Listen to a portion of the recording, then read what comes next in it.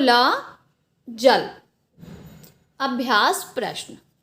पहला प्रश्न है, सही विकल्प छांटकर अपनी अभ्यास पुस्तिका में लिखिए। पृथ्वी का कितना भाग जल से घिरा है? लगभग 2/3, आधा, 3/4 या 1/4। तो पृथ्वी का लगभग 2/3 हिस्सा जल से घिरा हुआ है। ख, प्राकृतिक जल का शुद्धतम रूप क्या है? प्राकृतिक जल का शुद्धतम रूप क्या है? वर्षा का जल, भूमिगत जल, धरातल का जल या समुद्री जल? तो इसका सही आंसर क्या हो जाएगा बच्चों? वर्षा का जल। ग, शुद्ध जल होता है केवल रंगहीन, केवल पारदर्शी, केवल गंधहीन, स्वादहीन, रंगहीन, गंधहीन, स्वादहीन तथा पारदर्शी।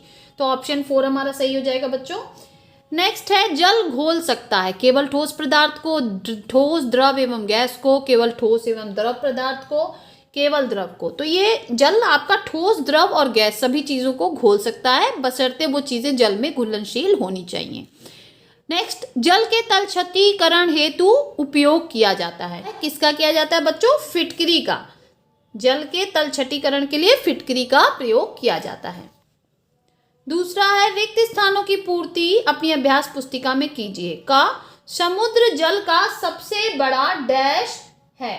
तो समुद्र जल का सबसे बड़ा क्या है? स्रोत है। सबसे ज्यादा जल कहाँ पाया जाता है? समुद्र में। जल सभी जीवधारियों का डैश घटक है। तो जल सभी जीवधारियों का प्रमुख घटक है। जल में बहुत से पदार्थ घुल जाते हैं, इसलिए यह अच्छा डैश है। इसलिए यह अच्छा क्या है? यहां हम भरेंगे विलायक है। क्या है? विलायक है।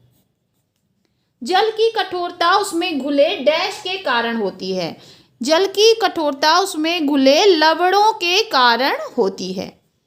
क्लोरीन द्वारा जल में उपस्थित कीटाणुओं को नष्ट करने की प्रक्रिया को डैश कहते हैं। क्या कहते हैं बच्चों? क्लोरीनीकरण। क्लोरीनीकरण। हम क्या कहेंगे इसको? क्लोरीनीकरण। फिर देखिए, निम्नलिखित कथनों में सही कथन के आगे सही तथा गलत के आगे गलत का चिन्ह लगाइए। का, अपमार्जक डिटर्जेंट मृदु व कठोर दोनों प्रकार के जल में झाग देता है।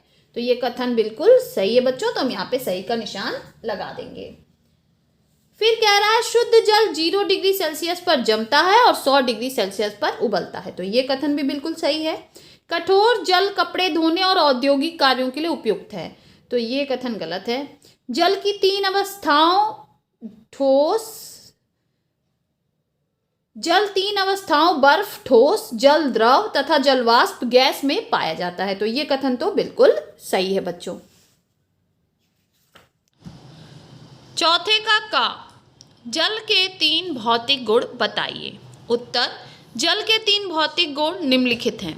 पहला, जल रंगहीन, गंधहीन तथा पारदर्शी होता है। सेकंड, जल ठोस, द्रव, गैस 3 अवस्थाओं में पाया जाता है। थर्ड, जल का हिमांक 0 डिग्री सेल्सियस होता है।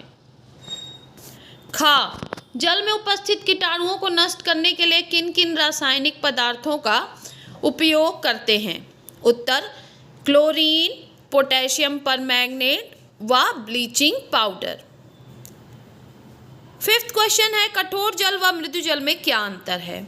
उत्तर, कठोर जल वह जल जो साबुन के साथ कम झाग देता है उसे कठोर जल कहते हैं। इस जल में कैल्शियम तथा मैग्नीशियम के क्लोराइड या सल्फेट के लवण घुले होते हैं।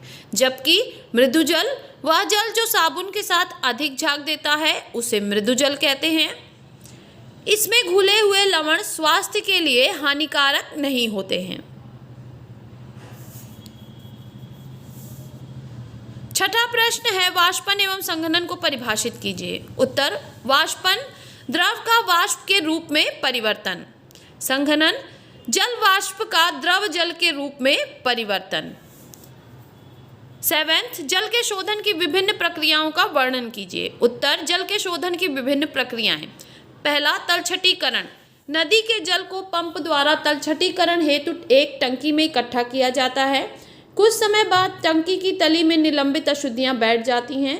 इस प्रक्रिया को तेज करने के लिए फिटकरी का उपयोग किया जाता है। दूसरा, छानना।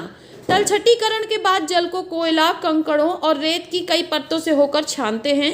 जिससे धूल तथा अशुद्धियां दूर हो जाती हैं। थर्ड, क्लोरीनीकरण, छन्नित जल में उपस्थित कीटाणुओं को नष्ट करने के लिए ब्लीचिंग पाउडर या क्लोरीन गैस प्रभावित की जाती है। इस प्रक्रिया को क्लोरीनीकरण कहते हैं।